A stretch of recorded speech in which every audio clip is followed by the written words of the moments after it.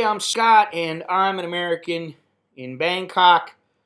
I got a letter, and this letter has to do with driving in Thailand, which is something that many foreigners they just choose not to drive, and it's because Thailand is pretty much geared towards getting people around, whether they have a car or not, or a motorcycle even.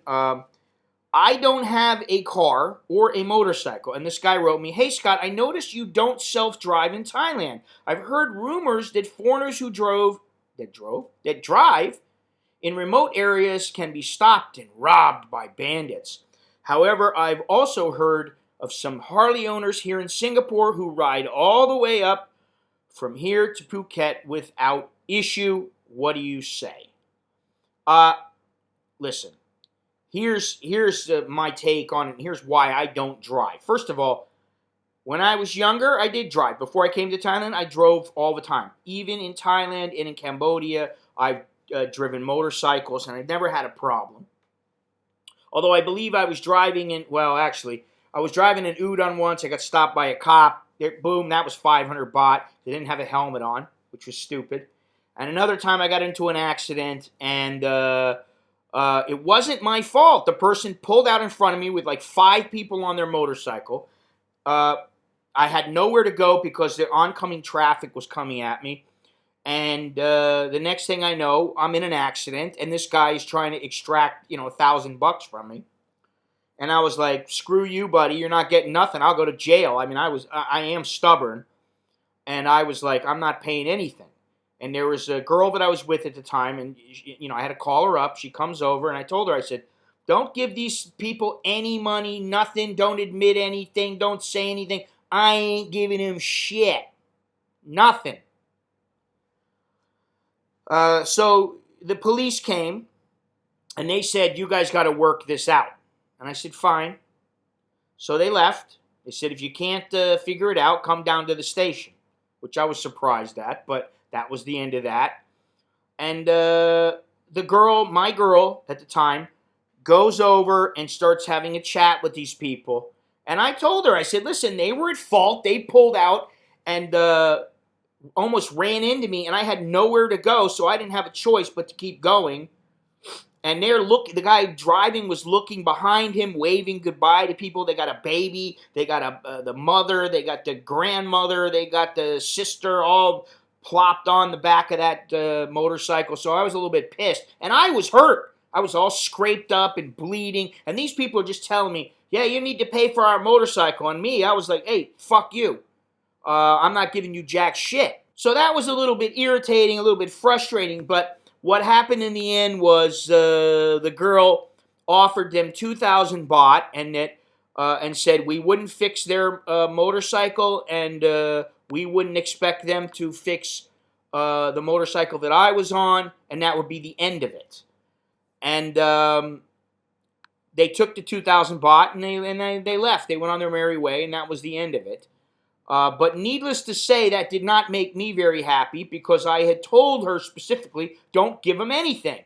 And she gave it to him anyway, and then I had to pay about 10,000 baht to fix the motorcycle. So it was ridiculous. Now, why do I not drive now? Well, there's a couple of reasons. One is because I got a lead foot. Like I said, I like to go fast.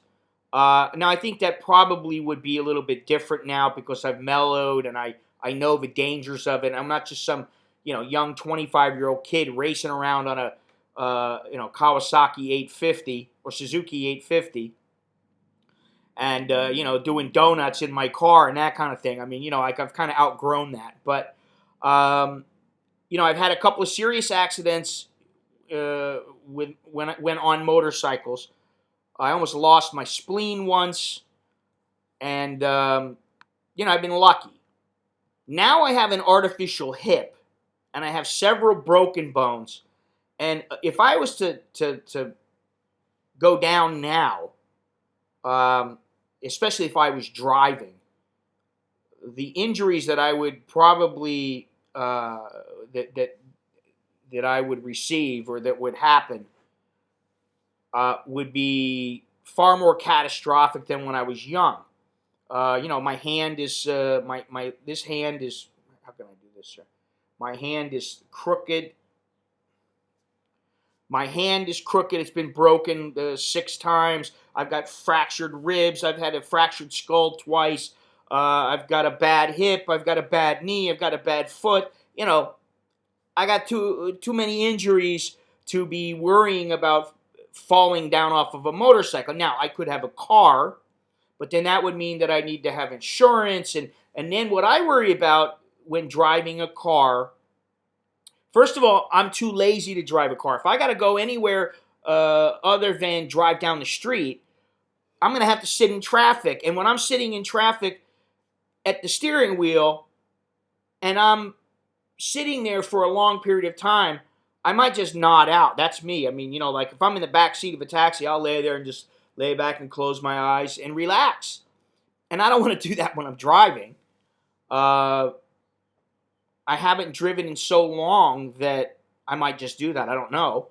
But the other thing is that there's public transportation, and it's very easy to get around with. And then finally, I have a buddy who was driving a car, and the guy in the passenger seat became a quadriplegic, and he had to pay a large sum of money to stay out of jail, and then because the insurance company of the guy wanted money from him, and it was just a huge hassle. And that's not even to mention the chance of you getting into an accident with somebody Thai, maybe somebody who has a fair amount of money, and they go after you with a vengeance, and they take you for all of your savings or something like that. I don't want that to happen to me. Now, I may be a little bit overcautious, but I know how my hip feels. I know how my knee feels. I know how my broken bones and how my body feels, and I don't want to get into an accident riding a motorcycle.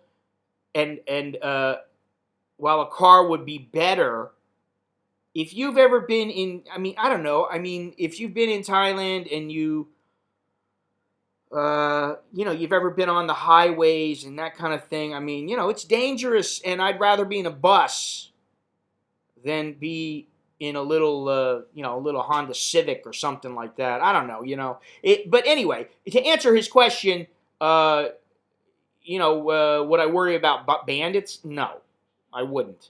Now, there may be a few places like up in northern Thailand and maybe a few down in the south, little areas, little stretches of road that may not be all that safe because at nighttime there's no lights or whatever. But for the most part, you don't have to worry about that. For the most part, all you got to worry about when you're driving in Thailand is have your license and have your insurance and try like hell not to get into an accident. And if you do, don't open your mouth, get a lawyer. That's my recommendation. So, until next time, I'm Scott. I'm an American in Bangkok. Choke D, that jerkin.